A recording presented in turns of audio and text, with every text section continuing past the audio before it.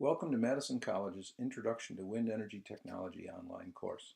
Although I've taught this material many times, this will be the first time I've taught it in a completely online format. Hopefully there won't be too many hiccups or glitches. When I say online, I mean there will be no face-to-face classroom time. However, we will have one optional field trip the week after spring break where we'll go visit some wind turbine sites. Again, that's optional, but I don't think anyone's going to want to miss it. We'll figure out the correct date and time later as the semester goes on.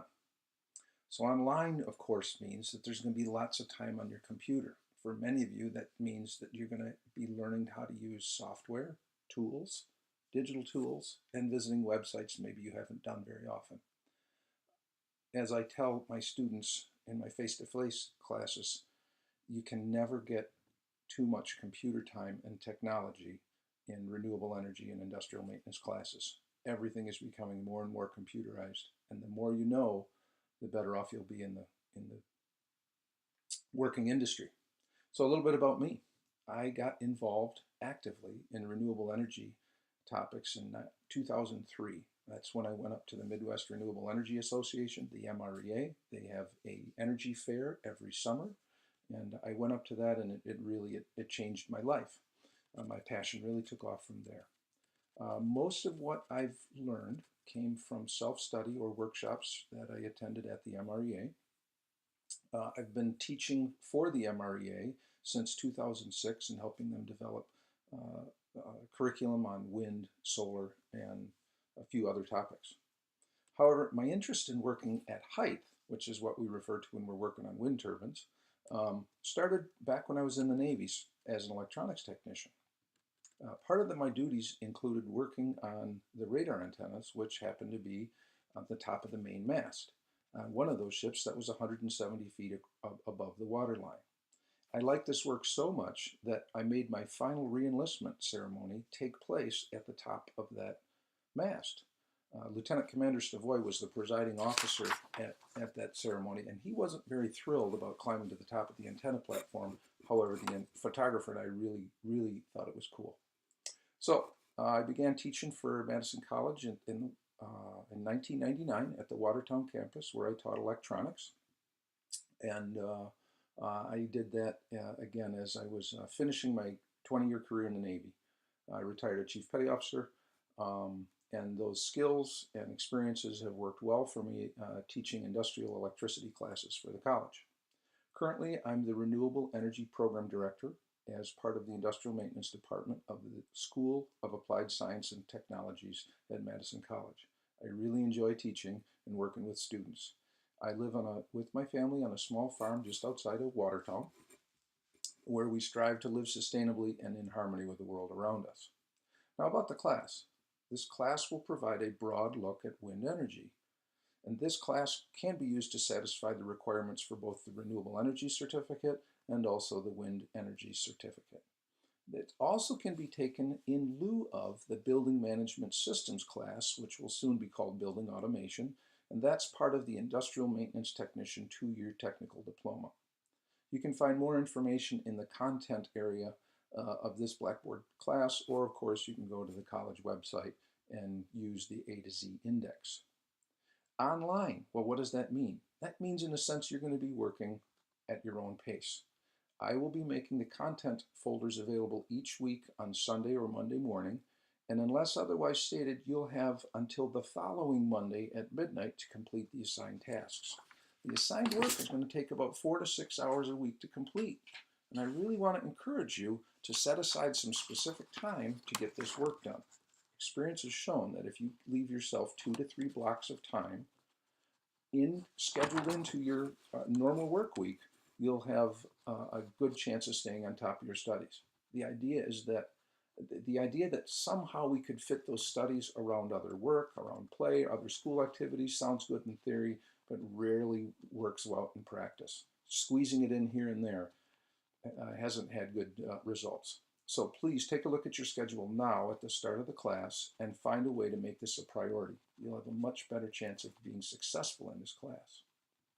Hopefully by now you've read the syllabus, which I emailed to you over the weekend, and you hopefully have poked around in the Blackboard site.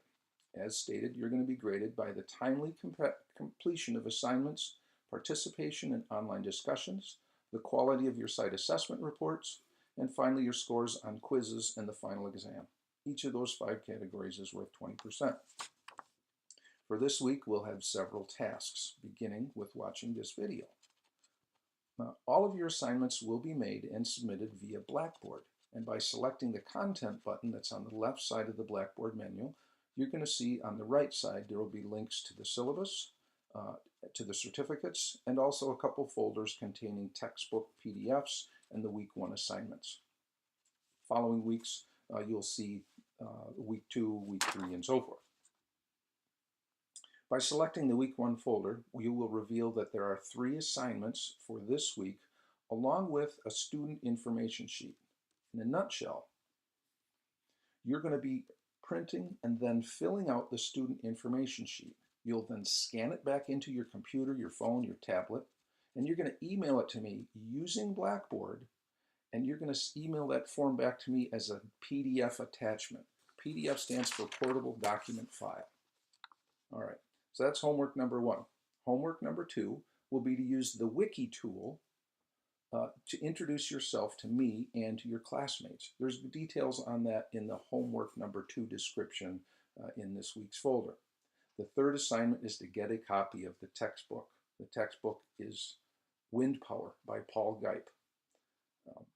I realize that not all of you will have a copy right away, so I made the first 3 chapters of the book available in Blackboard until the early part of February. Then they'll no longer be available. So I want you to read those chapters, first 2 chapters. And then lastly, there's a pretest that I'm going to want you to take. Don't be alarmed if you don't know many of the answers. That's why you're taking the class. The score you get on the pretest will not affect your grade in this class at all. So you don't have to study, you don't have to do any research when you're trying to get this. All I'm really trying to do is to find out a baseline knowledge of what you know so that I can tailor what I'm going to do in the class, just how much preparation I'll need to make to get you the information we're looking for. So again, don't worry about your score. If you don't know an answer, don't be afraid to take a guess. Don't be afraid to leave a question blank. Now, finally, if you've got any troubles with any of the assignments, just send me an email. As I said in the syllabus, I'll do my best to get back to you within 1 day to answer your question, see if I can help get you back on track. Now, if you've got computer or internet problems, the best way to solve that would be to contact the Madison College Help Desk.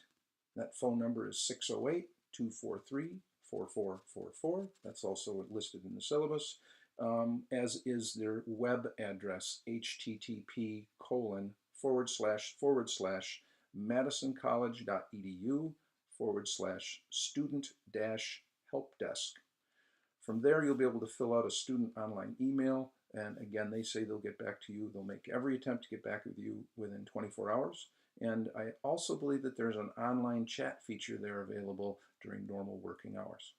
So that's it. That's our introduction to the class. If you have any questions, again, please get back in touch with me. I look forward to seeing all of you online next week.